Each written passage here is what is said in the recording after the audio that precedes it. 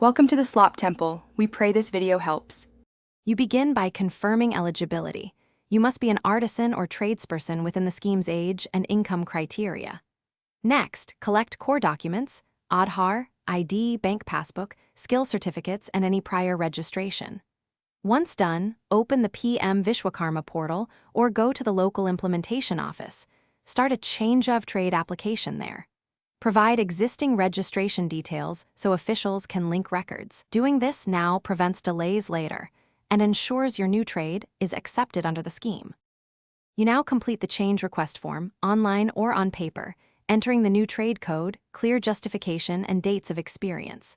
Attach scanned certificates, endorsement letters from the local panchayat or municipal body, and any apprenticeship proof. Make sure file names and formats match portal requirements. Mismatches cause rejections. After upload, pay the processing fee if applicable and download the acknowledgement or ARN.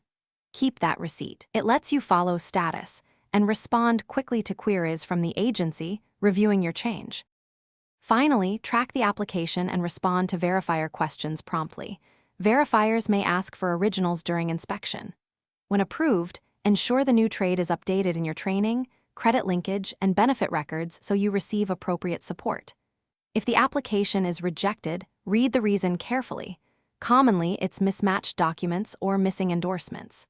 Correct those specific issues, reattach items, and resubmit immediately. If problems persist, escalate to the nodal officer with your ARN and copies of all submissions for resolution.